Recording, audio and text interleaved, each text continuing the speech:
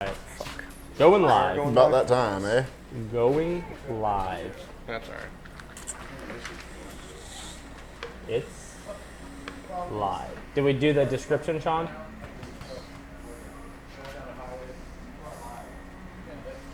We're Live? kicking, huh? So it's pre-game time. Probably go ahead and mute my phone. Probably wouldn't be a bad idea. As many phone calls you get. Hey Louie, you gonna get in your own spot? We're live. Get in your corner, boy. Is it live? Like, is it official I live? don't know. I mean, it does say pre-game show, so that's pre-gaming. There it is. All right, guys.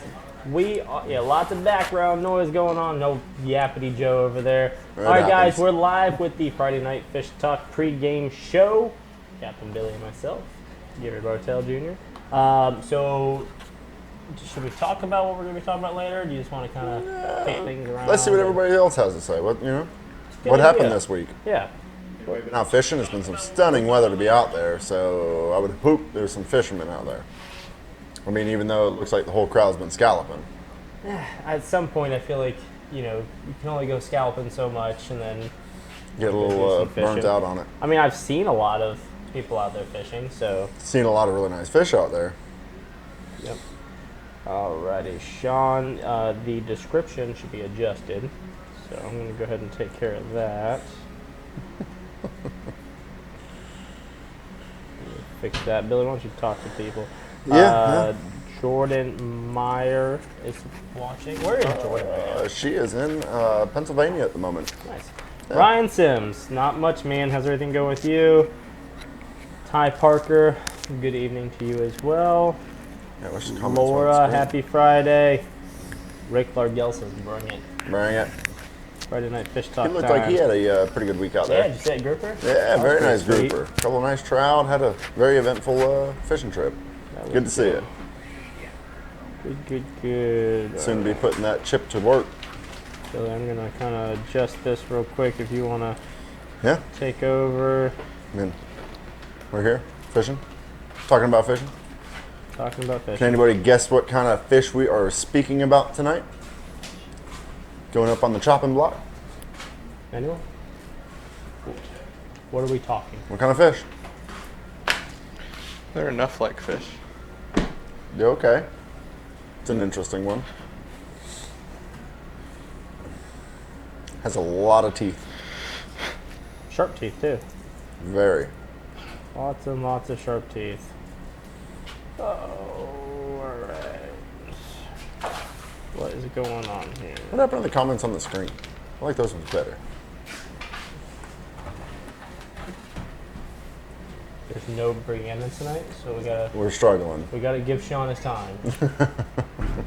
Get them brought up to date one day. That's the real reason why we do pregame shows. Yeah, catch us all up. That- It's been a long week. Very eventful week, actually.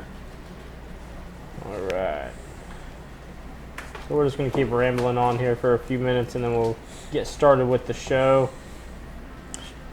Oh, the place instantly smelled better when Zach changed his shirt. Flies went away. Alright. Well, I tell you what, Sean, if you're ready, Billy, Yeah. are you ready? Yeah. Let's get I'm started good with with the it. show. We'll be right back.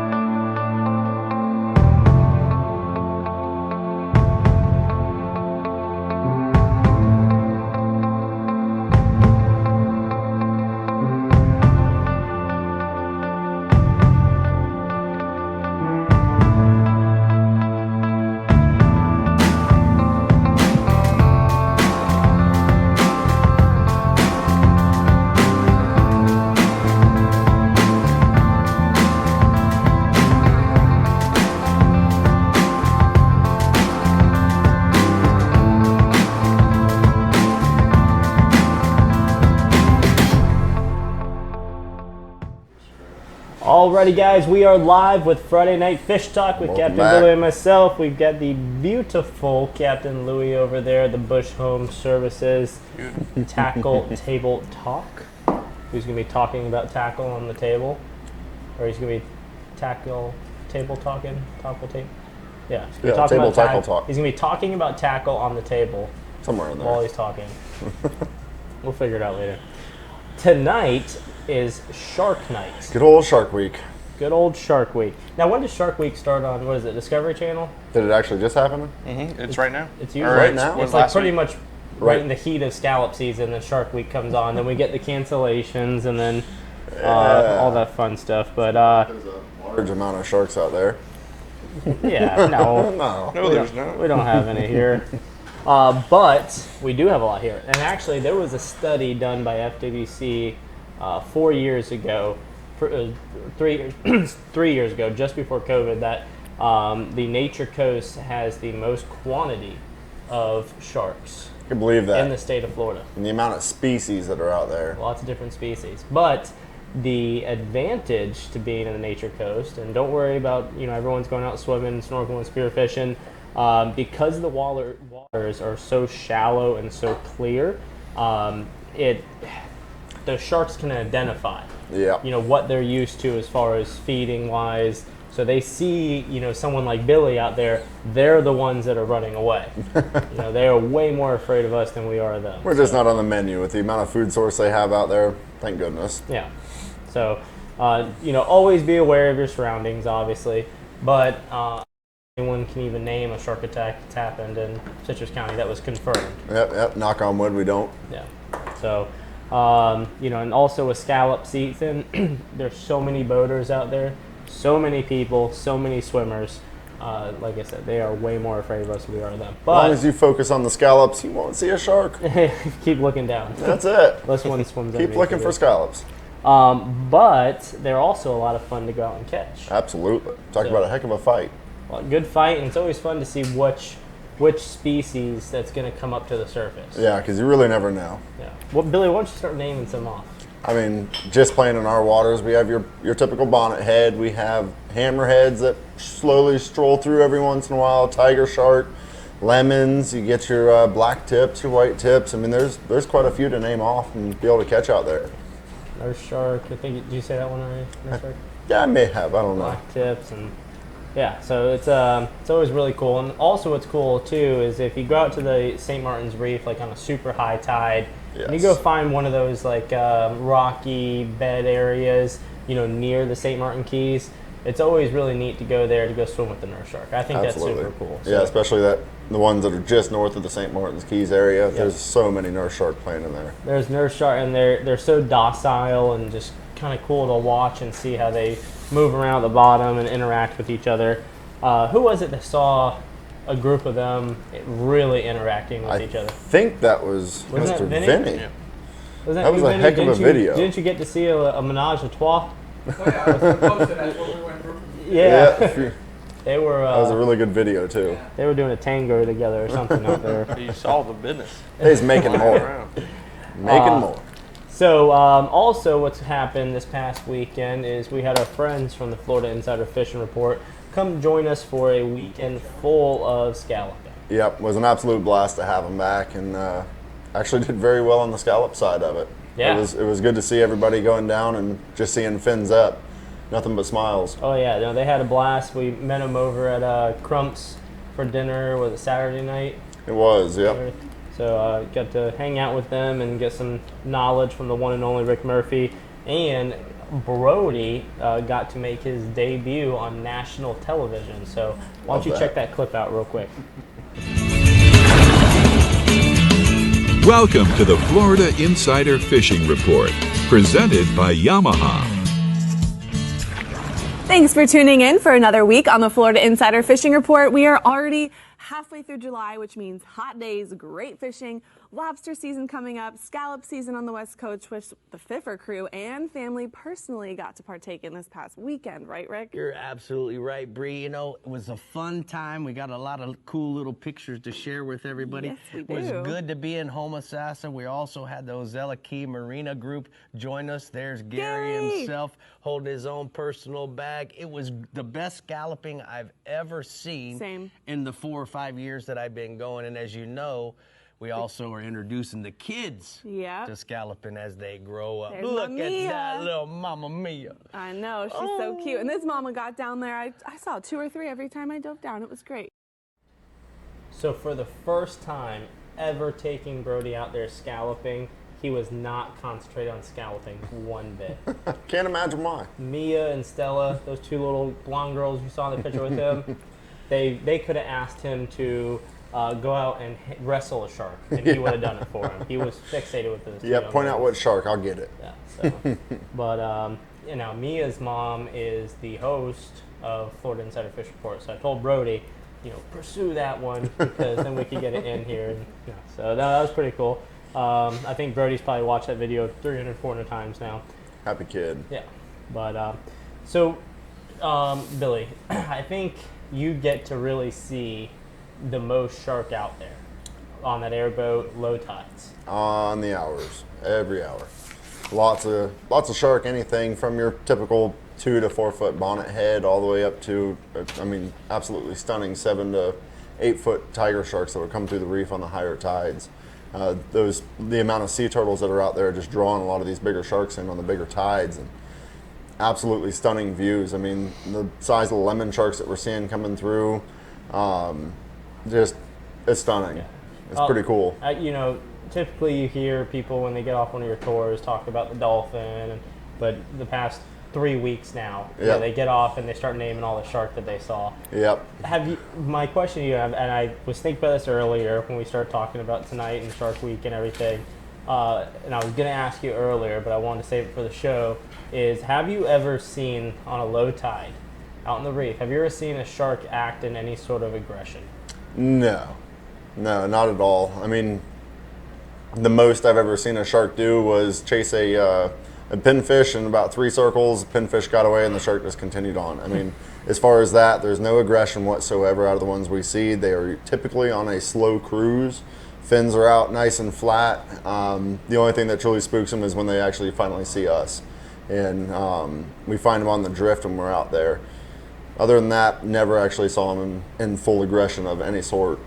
The only time that I've seen one act in aggression is I do those night shark trips. Oh, yes. And it was the day before scallop season opened, so June 30th. We were chumming behind the boat, and it was slow. I mean, we only caught 1 shark that entire night. That's the slow. Entire night. But you just installed that awesome underwater light behind the boat. I think it's and sweet. when we were chumming, there was catfish just piling up behind the boat. I mean, they were everywhere. And next thing you know, one of the kids that was on the boat said, "There's a shark," and we looked behind it, and it was this huge, I don't know, 8 to 10 foot hammerhead. That's awesome. Beautiful hammerhead, and he was thrashing through the catfish. Just trying to get him a piece. Yeah, no, that was only like really, you know, actively aggressive, you know, sharking that I've seen here. Now I've seen tiger sharks chase tarpon.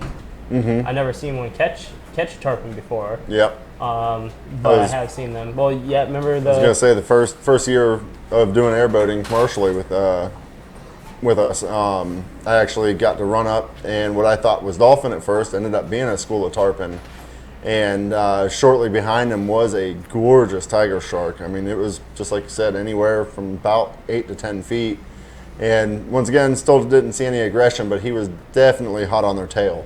It was really cool to get to see that. That was a big shark to be playing in maybe 4 feet of water. Yeah, no, I remember you telling me about that, and they kept hiding under the airboat. And yeah, they ended up using the airboat as coverage. It was pretty cool. that would have been really cool to see. So, and then, you know, the bonnet heads, black tips, a lot of people really don't talk about how tasty they can actually be. I'm a big fan of the black tip, absolutely. You get that good 3 to 4 footer, it's a tasty shark. Yeah, and they, you know, there's a trick to properly preparing a shark, and that's soaking them in buttermilk. Absolutely. You got to draw that urine out of their flesh, because they do not technically pee. That actually excretes out of their skin. That's what gives them that nasty smell. And the more you soak them, a good 12 to 24 hour soak draws 90% of that out and leaves you with a good white meat to eat. There was a gator trapper that used to come through our neighborhood, Jimmy Long, I believe it was. He used to use shark meat, or shark, I can believe that. as bait for gator. That's some smelly stuff when it's fresh out of the water, or at least set in the cooler without bleeding it out and or, prepping it properly. So, all right. So what else do we have on tonight's docket? So, shark fishing tactics. I'm going to just kind of give you what I do at night. Yep. So the night shark fishing, super, super, super cool to do. It can Lot of also fun. be very dangerous to do. So night shark fishing, you're out there by yourself. There's just no other boats. You can hear the shrimp boats way off in the distance humming away. But what we do on our charters is we bring them out there just before sunset. Mm-hmm. We tell them to just stare away at that beautiful Nature Coast sunset, and then we start chumming the waters. Chum, chum, chum, chum, Lots chum. of it. Captain Louie is going to talk about some different chum blocks and chum block options and how to properly chum, so we'll leave that to him. But chumming is very important, Yep. especially out there. You want to get that scent, get all the smaller pinfish and catfish and everybody else, get a good commotion going when it comes to all your smaller species, and that's what the chum's going to do for it. Yep.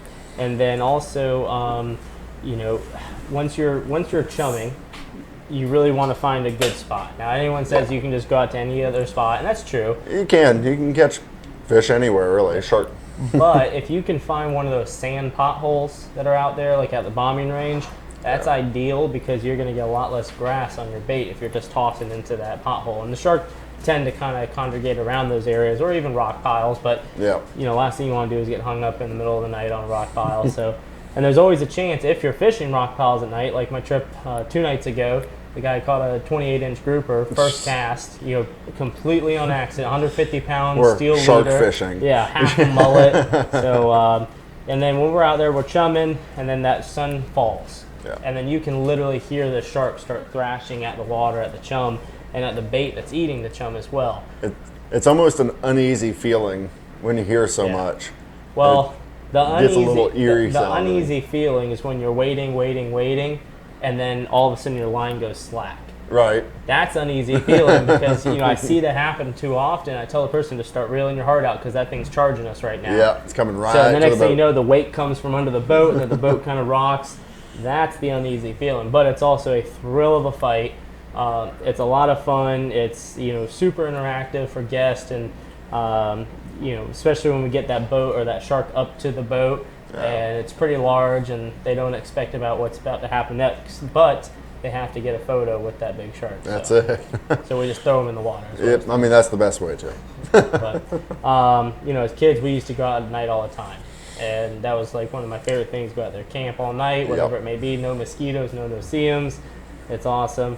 And but yeah, even if you go out during the day, red fishing in the middle of the day, bring a big rod with you. Bring a big chunk mullet. That's it. If you feel like wearing your arms out, that's the best way to do it. That's it. So, but yeah, as shark fishing, there's not much to it. I think we're probably going to get the most advice tonight from Captain Lou of Florida Fishing Adventures, because he's going to have all the different rigs and some tricks to the shark fishing trait, or whatever you want to call it. So, Yeah, exactly. But tell you what, Sean, let's go ahead and hit up a commercial break, because I'm excited to see what Captain Louie has to say next.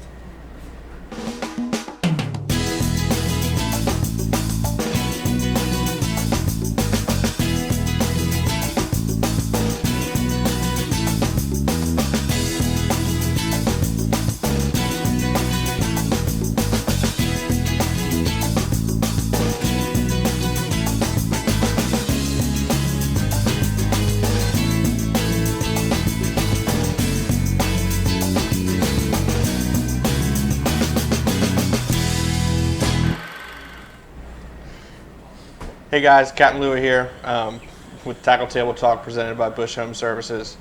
I guess we're going to talk about shark fishing today. Not something that I do a whole lot of. we catch them a lot as bycatch while we're grouper fishing, but when I really get to do it, it's honestly probably one of the most fun things to do, after hours. Like Gary said, they do it at night a lot. We'll start out with just some basic tackle. Some people want to put that bait on the bottom. I like to keep them up a little bit higher in the water column. Some people will put one bait out on the bottom, one bait out on up high. Sometimes you can float these things way back and that'll really get a bite. A big tiger shark or even a big bull shark or something like that. A lot of times he's a little more weary of the boat. You got some kids banging around on the ground or something like that. If you float this thing way out there, that's going to get your bigger bite. Really simple tackle here. Float probably 15 feet of 100-pound fluoro, or really doesn't have to be fluoro, 100-pound mono, and then 6 to 8 feet of 120 to 140-pound steel leader, cable, anything that a shark's tooth is not going to go through. If you feel like tieable wires will be good, you can use tieable wire. I've used tieable wire plenty of times. You just make sure you get the really, really heavy stuff. This is a simple little rig here. We'll throw it up here next to the camera. Big hook, long leader, swivel. Put your cork above that, put your bait on there. Very simple. It's a bait and weight deal. I think Gary has his rig set up here. Not the prettiest of sorts by no means, but you can see he's got the cork he's got some kind of mono there, and then a long leader, long steel cable leader. Gary's got a big circle hook on here. Not your best choice. I would use a big J hook, maybe an 8.0 or a 9.0. They were out of those. Thanks, Louie. Sorry that they were out of those. Tackle shops are out of a lot of things nowadays. But as far as chumming, real quick. Don't worry, I'm going to tell them. Well, no, about the circle hook and J hook. Oh, go ahead. Why should they use a J hook over a circle hook? I don't know, you tell me. Easier release. For sure. Yeah, I mean, the last thing you want to do is try to fight a big circle hook out of a 8-foot lemon shark. Mm-hmm. So that is why the J hook is preferred for sure. But you also get more hookups too with the J hook. So Yeah. So yes, I'm a hook setter kind of guy, so I enjoy that J hook on a we shark. know you are, Billy. No, so I mean the circle hook. If you have to use something, I've noticed.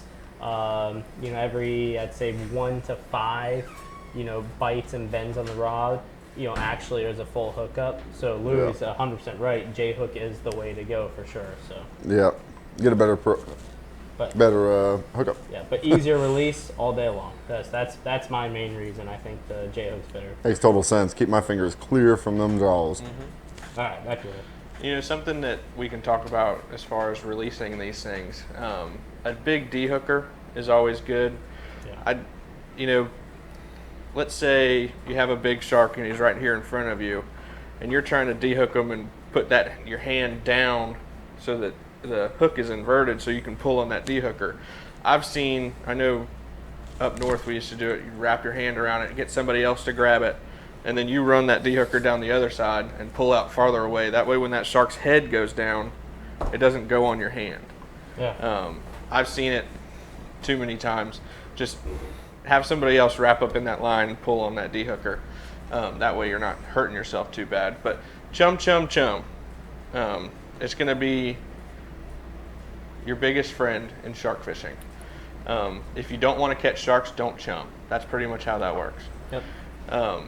Gary has a little secret that he likes to do. This time of year, it works out really well. We have a lot of, obviously, scallop guts laying around. So the girls have been putting them in a big bucket for Gary, letting them sit out, stink real bad, and then he takes them and he puts them in the freezer and freezes it like a gallon bag or 2 gallon bag, something like ice that. Bags. Yeah, something that can fit in this chum box right here. I haven't seen it done. Gary says it works great. Yep. I would probably take his word for him because he did it, the other night? Mm-hmm. And it's free.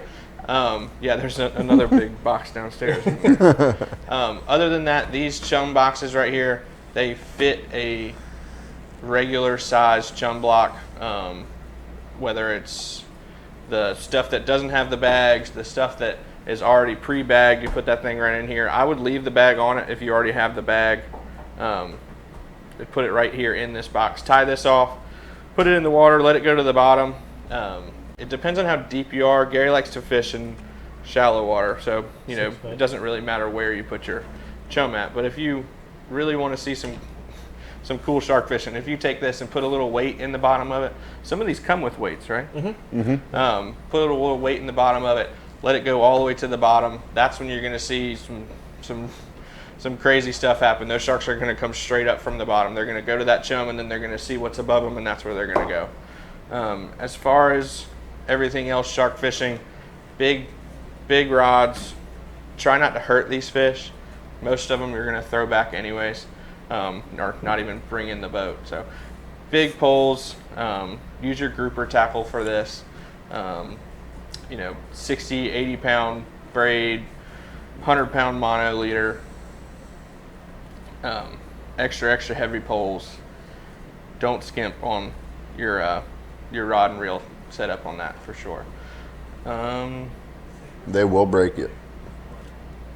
Sean wants me to sing the Baby Shark song, but it's not going to happen. So we're going to go What? to an Extreme Why not? Decalz, Just Extreme sing it. Decalz commercial. Thank you. The Louie shark.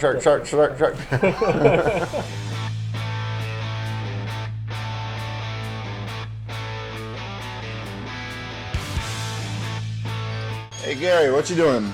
Oh, just going through the book, looking at some dash panels. As nice as that sounds, what if we went and did something a little more custom? Do you know anybody that might be able to make a switch panel like this? Let's go talk to Brian. I think Brian would be a good idea for that. Cool, let's go. It'd be sweet.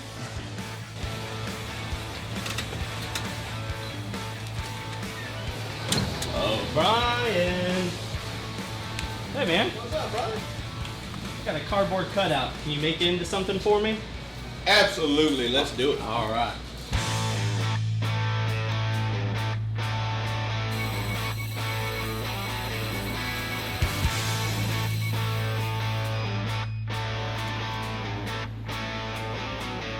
What?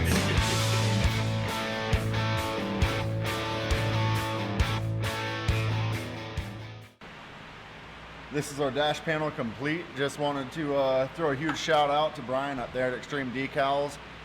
Nailed it. This is exactly what I had envisioned when I drew literally a cardboard cutout for this to become a true dash piece and showpiece at the same time. Thank you very much, Brian. I'm super stoked to see this thing on the water. I like it. Alrighty. Well, speaking of Extreme Decalz, I think it's time to go into one of my favorite segments, The old catch of the week. the Extreme Decalz Catch of the I Week. love catch of the week. See I what do too. everybody gets. You know, we talk about fishing, we give all these tips, and I think this is the time that we get to see this stuff pay off. So That's exactly it. let's go ahead and start Catch of the Week and see what. Very nice. She trout. caught her Maddie first with snook Ken today. Kramer. She had a stellar day today. She did. I'm pretty sure she had a slam, if I'm not mistaken. Yep. A few reds, a snook. There it There's is. the snook. Watch your fingers at the gill plate. Oh, There's the slam. oh, there I am. Is that you? Looks like it. That's old Mr. Ben Murphy. His well, it's his children. That's that Hey, grouper. there's that 28-inch Yep. grouper. First cast. Nice photo. 23. That was a trip that Carlos and I ran. Miss Jen, When are you gonna get your captain's license, girl? Jessica. That's Old Mr. Rick and that grouper he got. That's a cool color grouper. It is beautiful. Out there trolling. I think he said it was like 10, 11 foot. Nice Good trout. sized trout. There it is. Seen a lot of trout out in the flats past or yesterday. Cute little code. Yeah, I found Oh, it's a King secret Craig's of our fly. guy. He's catching his trout, but Oh, I'm not really? supposed to say. Uh-oh. That's Shoot. Captain Teddy's Theodore Chouquet.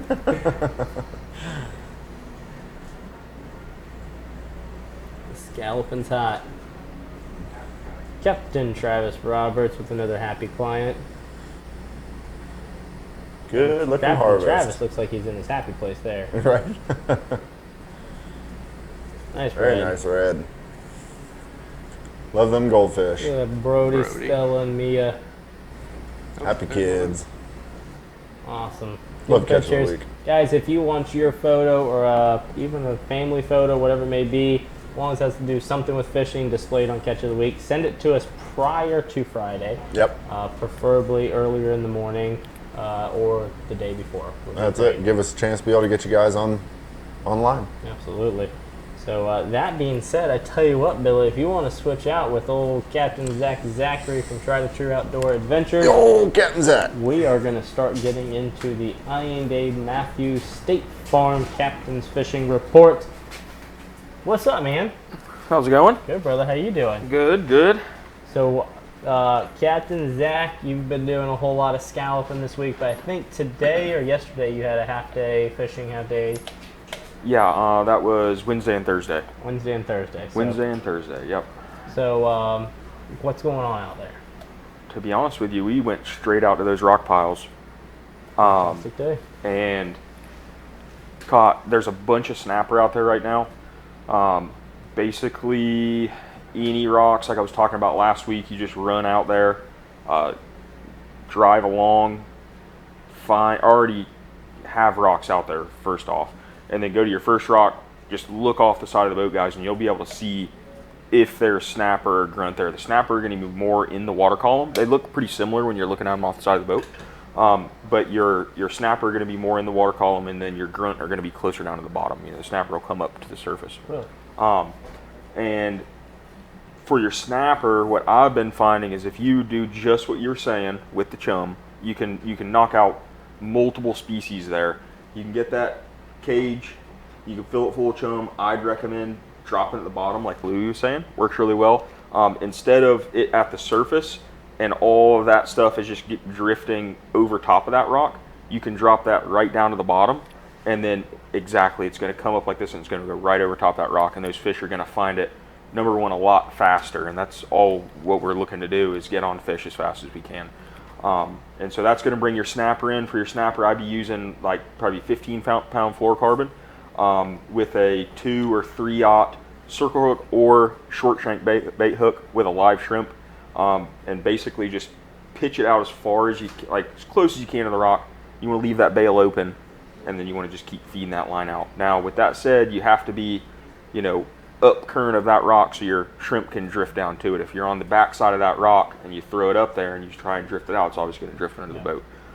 And that's going to be your best bet for the snapper. For those grunt, you're going to catch grunt like that too, but they're not going to be as inclined to come off the bottom to eat that shrimp. So if you get your limit of snapper and you're wanting to start putting some grunt in the cooler, I'd switch over to a knocker rig with maybe a 1/4 ounce, or at the heaviest probably a 1/2 ounce egg sinker. Just between the knot on your leader and your hook, just let it slide right there. You're going to catch them like that. And then the easiest way is everybody in this county has jig heads in their tackle box.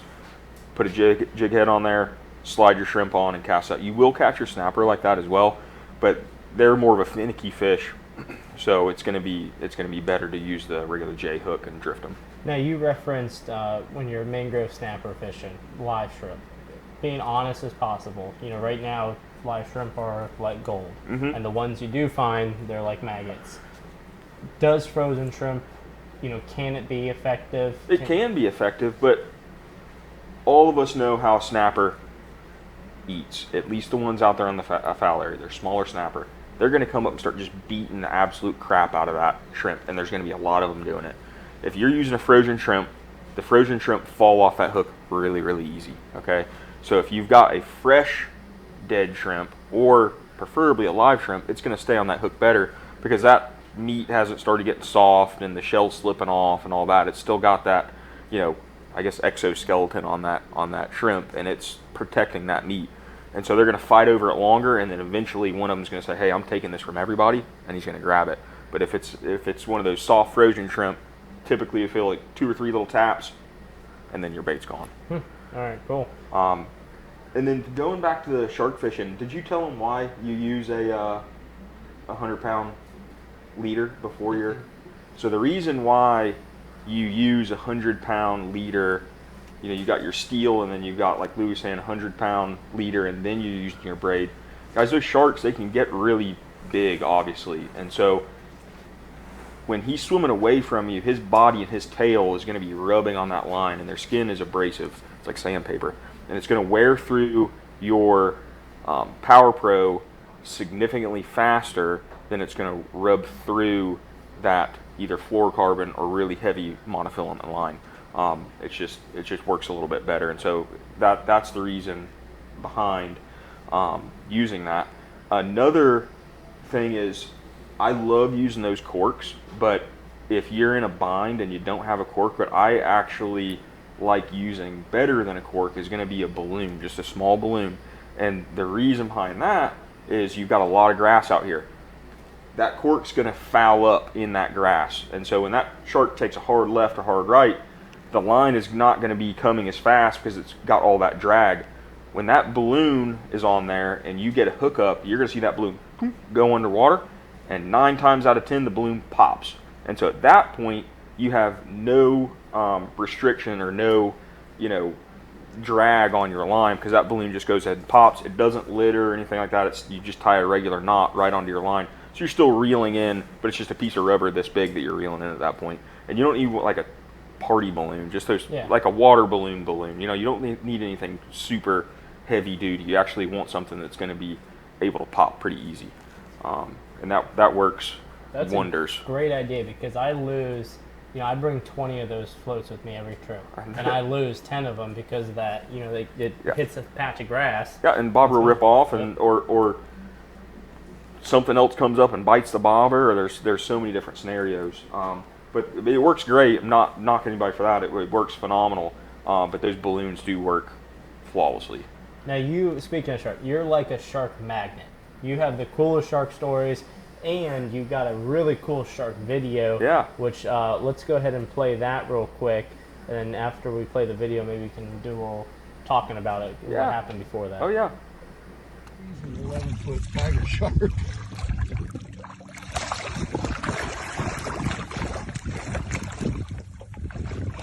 Look at the size of that thing. He's got a remora or two attached to him. That's not very big.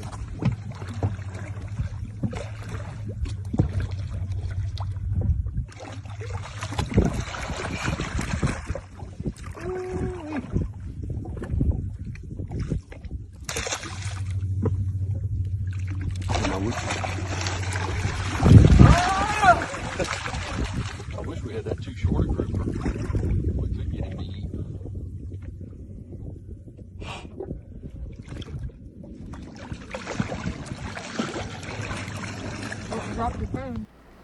All right.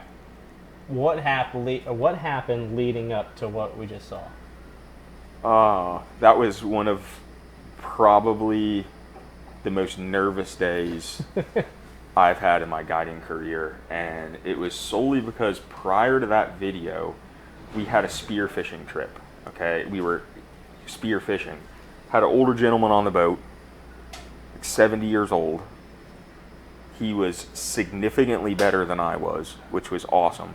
He went down, shot a grouper, it got stuck, and so we gaffed it and pulled it out of that ledge. And there was blood going everywhere, and it was this time of year, and I'm like, we got to get this thing out of the water. So I go and I throw it back on the boat. On the way back, I swam around the outside of the rock to see if there were any grouper hiding in the grass, and I see this cobia come up to me.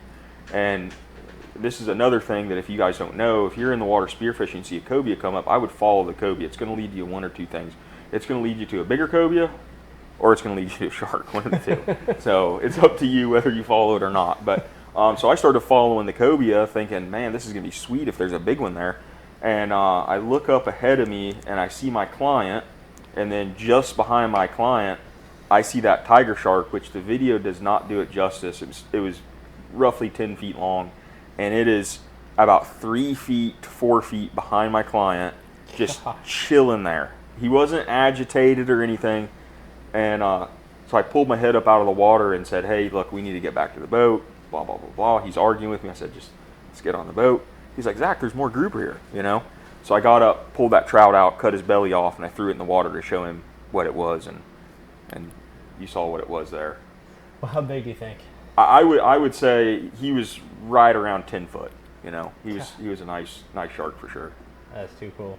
I mean, eerie, but cool. Yeah. I mean, I was worried what my client was going to do, because at that point, man, if you start freaking out and splash around, he's going to think, oh, look at that giant wounded fish with these funky looking colored fins. Walking on the water right now. He's going to come up and take a bite of it. Running on the water. All right, so the past couple of weeks, really talking, hammer away at red fishing out in the island, and, rock fishing. If for someone that doesn't want to go on the outside, somebody wants to take a kayak or a small skiff or a canoe or something, is there anything that they could go do on the inside? I know it's not going to be as effective, being so hot, but sure. I mean, is there anything that they can go do? Let's say Game Creek, Salt River, is there anything going on back there? I mean, yeah, you guys, Fort Island Beach, it's right there on the coast, so you could get there and paddle across over to Shell Island. We can move over here to Shell Island. Do you have any way to say Let's go to the Florida Marine Track screen, Sean. Let's see.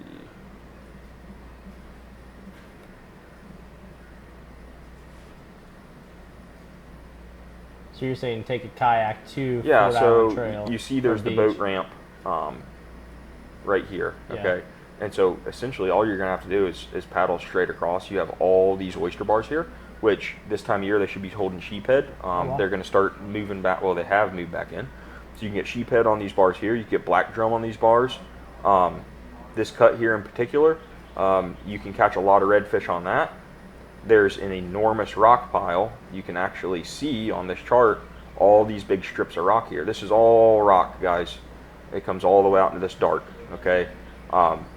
Again, just like I preach every year, if you're wanting to fish artificials, you guys know the artificials I fish, but I would recommend, floating a creek chub, floating a pinfish anywhere here, and I would fish this on an incoming tide. Just kind of anchor your kayak out there and just let it drift down. They're going to be all down this bank through this cut. If you move on down, guys, you can see there's a rock pile here. Rock piles all here. Oyster bar.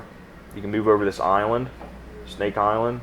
That deep trough right there between the island and that oyster bar is a great spot. And guys, this island is full of oysters and rocks. You can see it all over this, okay? Any of this is going to hold redfish. If you wanted to take a little bit more of a paddle, which I know a lot of this distance isn't going to be nothing for a lot of you guys, but you just come around this point, paddle in front. You can see the beach here. You paddle in front of the beach and come right down to another huge section of oyster bars, rocks, all kinds of stuff. So if you're looking to fish, out on the coast and you're not wanting to paddle a long distance, that's going to be a great place. Also, right here, I mean, you can put in right here, and you can easily kayak out to not the outside islands, but a lot of those inside islands in Graymare and all that stuff. Fish Creek, I know, is still holding redfish. So there's a lot of areas for you to still be able to easily access your redfish even in the kayak right now. Yeah, I mean, even out here at the end, Pirates Cove, correct me if I'm wrong, warm water, clear water is what you're looking for. Yes. Right? So when it's warm out, you want the clear water because that's going to be your most refreshing, most movement, less stagnant. Exactly. So, you can just see on this Florida Marine Tracks chart all of these rock bars. They're everywhere. Actually, Louie almost found a nice rock the other day. Did you hear about that? No. Where was that one at, Louie? It's right outside the candy cane, like just southwest of the candy cane. So I know right where you're talking about. Louie came in. Louie runs Florida Marine Tracks, right? Louie came in, and he looked like a ghost. I mean, seriously, he was pale. And he said, well, Florida Marine Tracks was correct. And I said, what do you mean? He's like, they paid off big time. He was running across, and let me find it real quick. Over the left. Candy cane. So you could see at the very end of the candy cane, the Rock Island Channel, there's all these crossbones and skulls. I think if It was I'm not southwest mistaken. of there. That one right there. This one? Nope. Yep. That other. Nope. Out to the left. This one. Yep. All right, so he showed me his track, and you could see him going across, and then all of a sudden there's this. And when he did that, he said he looked down, and he said it was exactly where that crossbone skull was. That's awesome. And it's a skeg buster. Yeah. I mean, When I turned my boat, I saw it coming, so I turned as hard as I could, and my bow was going the other way, and I could see it go to the right. And I had my stern around. It was scary. Yeah, it's crazy. I mean, these ghost rocks out here are real. Well, scary. that just shows you right there. Buying that chip just saved not only your lower unit, but probably about a week worth of trips that you could have run. Yep. Probably more than right now. With Yeah, I didn't even think about that. Yeah, Who trying knows to if get you a could lower even- unit right now. Who knows if you can even get a lower unit? Yeah, getting towed in, all that other stuff. I mean, it's like my cousin. They're here from Sarasota. They're used to deep water. They're used to seeing if there's water, they can go.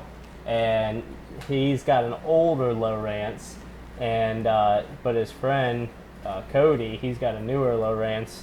And when they were getting ready to go out, I was like, "Hey, Cody, come here for a sec, 'cause I know my cousin. He's hard-headed, old school."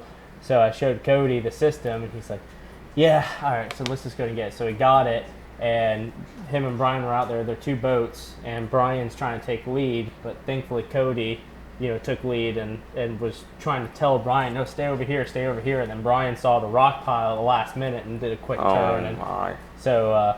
Yeah, I mean, I really can't talk about Florida Marine Tracks highly enough. So, awesome. And I'll tell you what. So, Billy, are you ready to do your airboat scouting report? Because I've got a good idea, real quick. Let's have some fun with this. How about you interview Billy about running the airboat and where he sees the fish? Okay. I'm curious about this one. This is going to be some fun. You ready, Billy? If you are.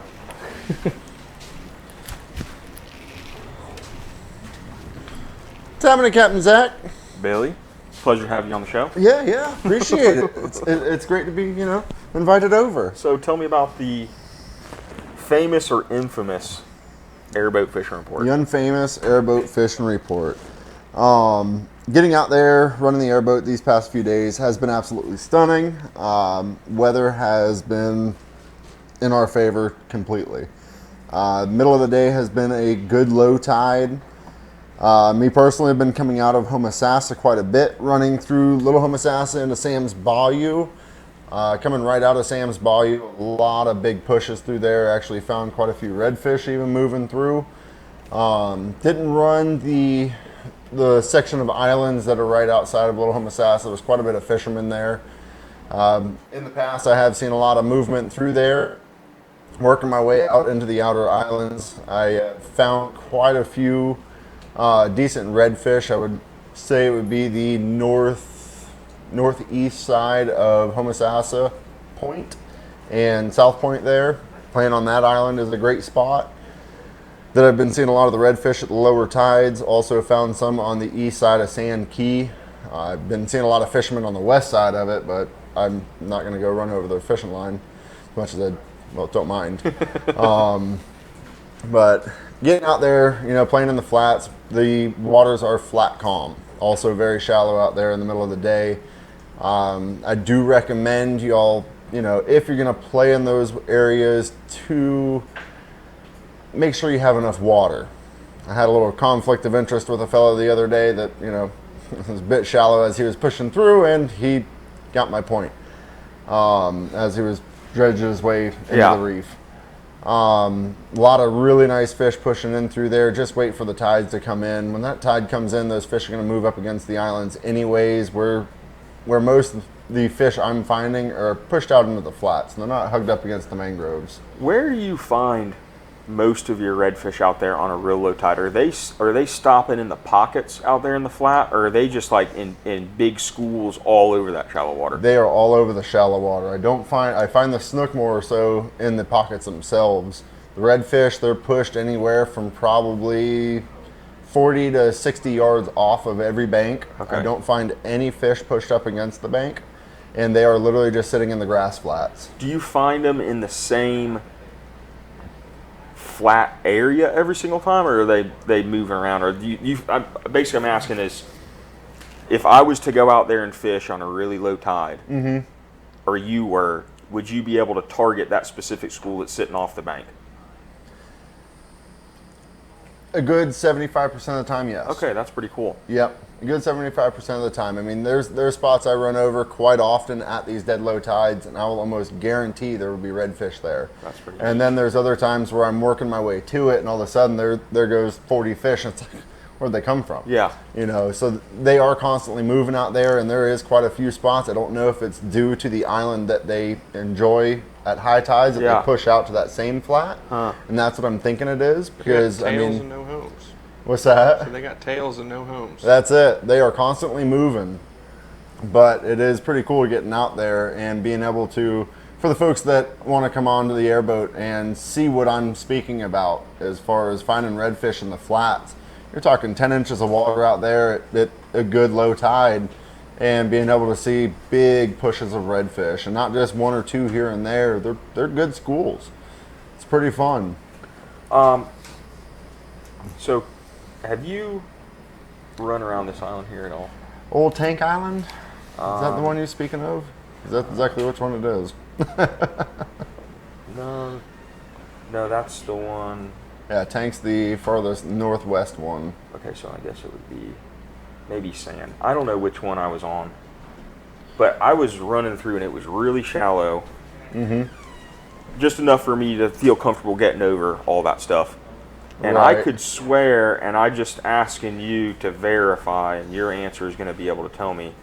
I could have swore I saw a big school of trout out there. Have you seen any trout at all? I have actually found trout. I'm not going to say they're big schools that I'm finding. I'm finding like 2 or 3 here and there, but absolutely I am still finding trout in the flats out there. On the Okay, reef. then it had to have been. I mean, it wasn't a huge school. I went across and it was on that golden bottom out there. Yes. And there's probably 20, I would say 25 or so of them sitting on it. And I went by and they all just, you know. Yeah, I'm not going to say you didn't see it, to be 100% honest with you.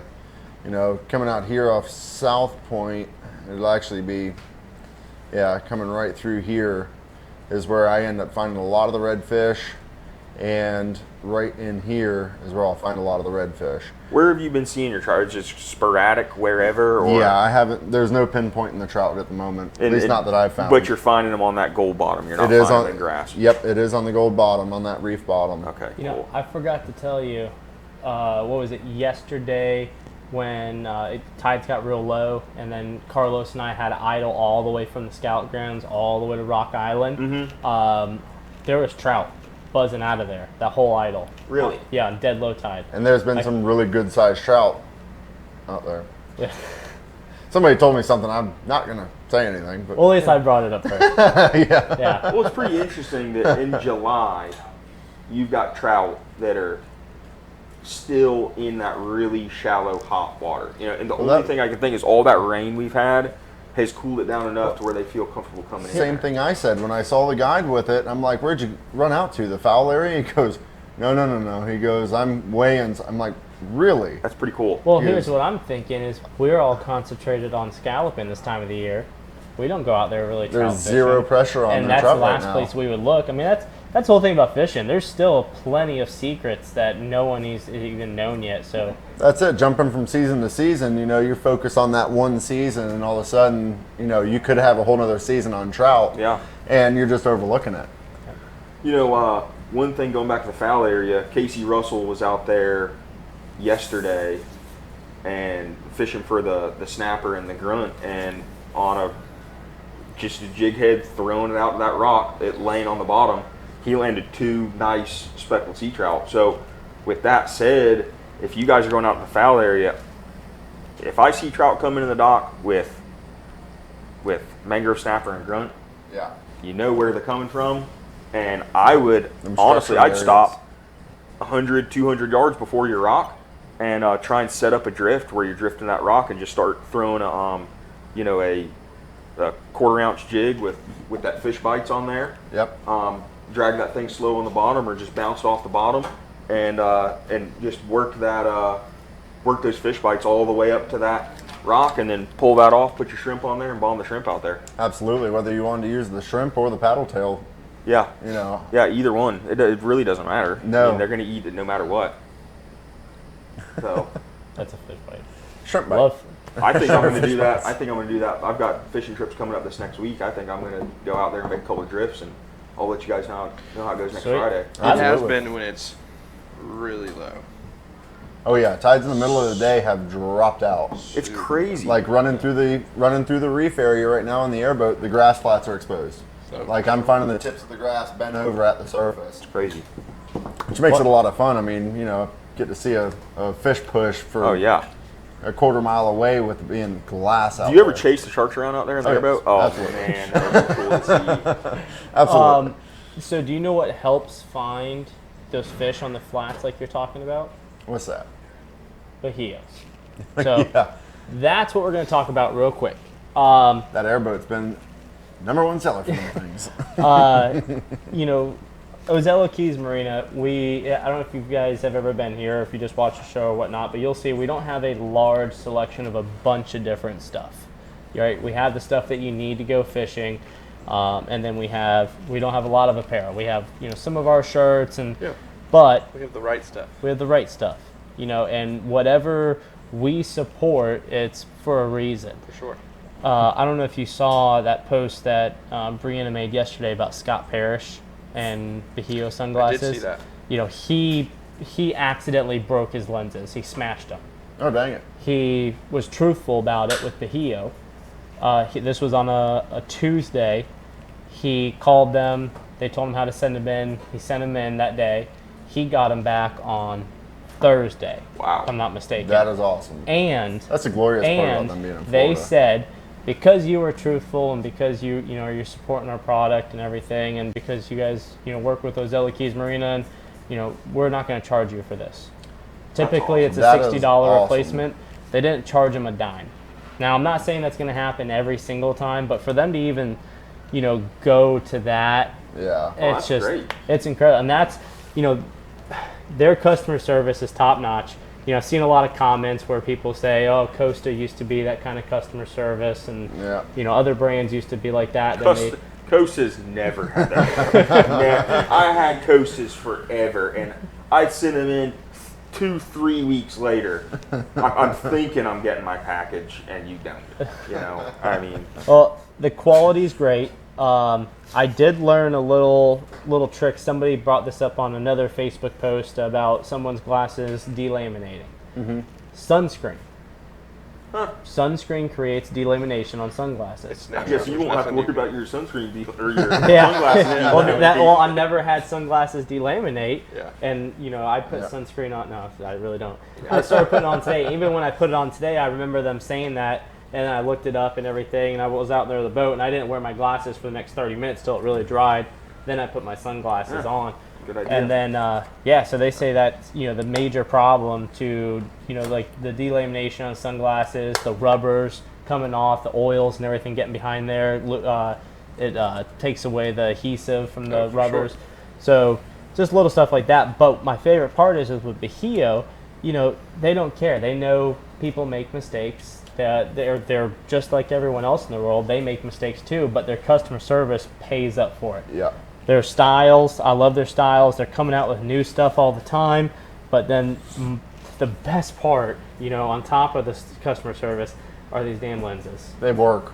They're HD. Yeah. They're crazy. That is nuts. no joke. They're clear. You think that all of a sudden that you're not seeing clearly. It's because your glasses are filthy dirty. So then you clean them, and then all of a sudden it's just awesome. What I've noticed is I've had these for 2 months now, and every time I've had a pair of Costas for 2 months, they start to get scratches or some kind of, you go to clean them and they're never extremely clean. I mean, they're not clean right now, obviously, but I mean, they get little scratches right here on the front every time. Put them on your dash, or they just lay around or something like that.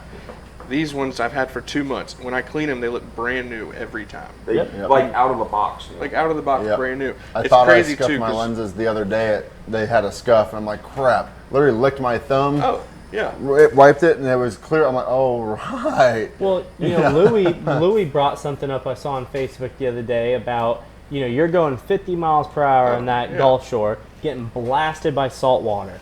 Salt water leaves Every day. Salt.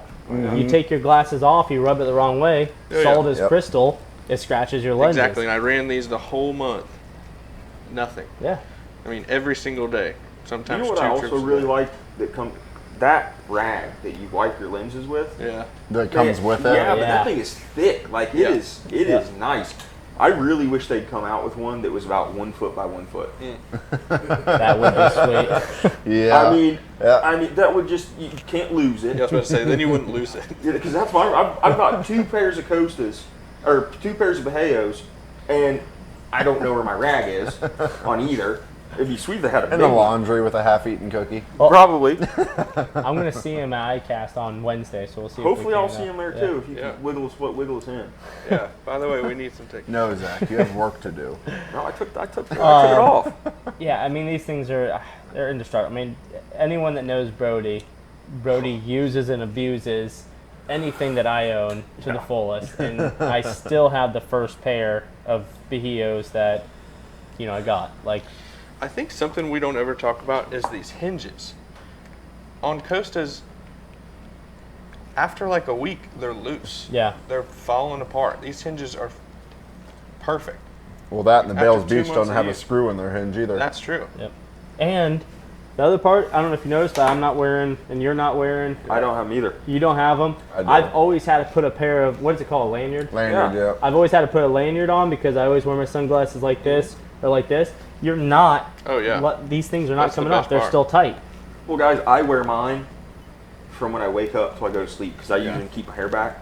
Oh, yeah. and your Costas, if you put those on and leave them Oh, on for a yeah. while, they will get all wallered out, and you go and look down, there they go Yep. on the ground. Gone. I know for the longest time, this Oh my was gosh! a regular occurrence Yep. all day long. Pushing them back. And now they just stay right on your face. Yep. I'm loving. That being said, I just wanted to show our respect to Bajio. They deserve it. 2, they respect our clients that purchase these. They're newer in the market, so a lot of people have doubts as. They have a lot of growing to do, and I can't wait to see it. Yeah, 'Cause, I mean, if this is how they're starting Yes. out, God. Exactly. But that being said, we are going to ask the question of the week for your chance to win something cool that I'm going to have to throw together because I didn't think of it before the show. But I promise I'll make it worth your while, and I'll think about it here shortly. But I do have the question, and it is shark related. So what I want you to do is answer the question correctly. If you answer the question correctly, one of 14 people have to answer this question correctly. Then you get added to the Reel of Fortune. Then from the Reel of Fortune, we're going to spin that reel, and whatever it falls on, that person's going to win whatever I come up with here in a few minutes. So the question is, name one shark that you can legally harvest in Citrus County. That's a good question. Right? That is a good question. Name one shark that you can legally harvest It's a really good in question. Citrus How's County. that? So that being said, we are going to go to a commercial break, and then when we come back, hopefully that board is filled out, and we'll have the answer. For sure.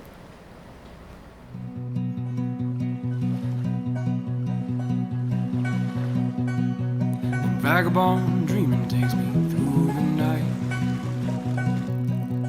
Sipping whiskey by the river, living out of sight. 100 miles an hour in the fast lane. 100 miles an hour toward the light.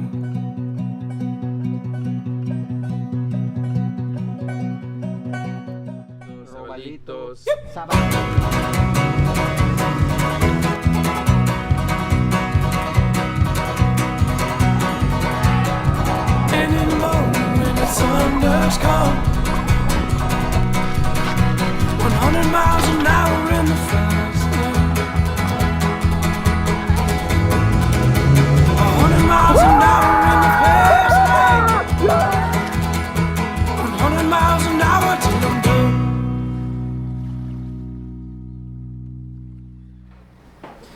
All right. Well, I think a lot of people are answering correctly. They're trying to go back there and filter through all of them, so they'll have that board filled out pretty soon. But speaking of harvesting and harvesting shark, I see it a lot. People decide they want to keep a shark, and they get back to the dock and they don't know how to clean it, and then all of a sudden you see a floating dead shark that's half cut up floating down a canal or the Yeah, river. it's ridiculous. Yeah, I mean, shark taste great. There's plenty of them, but if you're going to kill something, eat it. Oh yeah, 100%. Yeah, don't waste it. You know, I mean that's just reckless. You know, so. What's your favorite way of preparing shark? I don't know. I mean, I could come up with something real quick and it's gonna taste good. So, I know you got to soak it. Yeah, you gotta soak in buttermilk. That's like the key. How long do you soak it for? I did mine.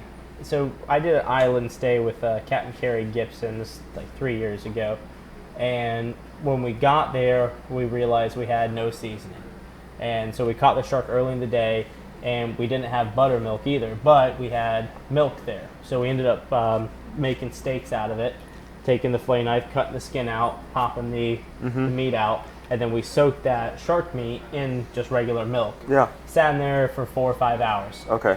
Then when we got back, that's when we realized we had no seasoning, nothing. So we were like, what the hell are we gonna do? We had olive oil. So we fired up the grill. He told me to try to figure something out. We had the whole deal of these island stays are that we take them fishing, we cook for them, wine and dine them. So I was looking through the pantry and I found a big bag of Cool Ranch Doritos. Oh man. So we took the Cool Ranch Doritos and I smashed them all up, took the meat out of the milk, and then rubbed a bunch of olive oil, Yeah. and then I took the Cool Ranch Dorito dust that I made and sprinkled it on there. And That's then pretty cool. he came out and he had a little thing of Parmesan flakes. Yeah. So then I put that on top and we grilled it. Zach, it was the best damn That's meal. pretty cool. Like, those people were going crazy over that. How hungry were they before they ate it? We just gotten a bunch of subs from no seriously man, it was good. So I think the next cookout at your house we should do man, it. that'd be cool. I think Acorns and Mountain Dew are pretty good. Yeah, that's a whole nother story, buddy. Whole nother story. All right, so is the board ready? So we're gonna go over to the beautiful Captain Louie, and he's gonna do some spinning on the Wheel of Fortune. Sean, if you can go over to Louie. There it is. All right, so you guys know the rules. Louie's gonna spin it, and whoever it falls on is going to win. I'm gonna go with light blue on this one. Let's see, they're gonna win a airboat ride for 2 guests. With me? With Captain Billy. Oh man. Yeah. So, all right. You ready? He said, "Sing Baby Shark as you spin." All right, here we go. I'm still going light blue. Yellow. Ooh, purple. Who is that? Brian Sims from Fat Boy Jigs just won an airboat ride for 2 guests with the one and only Captain Billy from Ozello Boat Airboat. Let's go find some redfish in the flats. All right, cool. Well, I think that was a cool show. That was good. I love talking about these kind of off the topic things that a lot of people don't really reach out. So I hope you all enjoyed it. If you guys did enjoy it, and actually if you did not enjoy it either, just go ahead and share this post. Share. Share. So we are going to ICAST this following week. The whole Ozello Keys Marina crew is going, and we're going to go talk to a bunch of new products, or new product that are coming out, Yep. and some also real well known. We have a bunch of meetings already arranged, and actually a lot of those people reached out to us and asked us to go meet with them there That's for awesome. Friday Night Fish Talk. So that being said, this next, what are we in, quarter 3 after September, I think? We're in quarter 2 now. Right? Quarter 2 now. Quarter 3 starts in October. So quarter 3, we've got some really cool stuff coming up. Awesome. So, all right, guys. Thank you for watching Friday Night Fish Talk. Captain Zac Zachry, Tried and True Outdoor Adventures. Captain Louie Argiro with Florida Fishing Adventures. And then Captain Billy from Ozello. Boats. Yeah, Ozello Boats. Ozello Keys Marina, River Adventure Ozello Stores, Keys everything Boats. else. So our whole producer crew back there, Darnell on the camera. And then Brianna, like I said, is sick this evening, so she was not able to be here. And I think things ran a lot better. So Hey, great. I'm not going to say Have her in anything. my ear all night. Oh, yeah, I'm not man. going home tonight. She's watching this right now. Oh yeah. All right, she's guys. so We'll mad see y'all at us. next week. Thank you for watching. Fish on. I never know when it's done, so it's just kind of awkward from this point forward.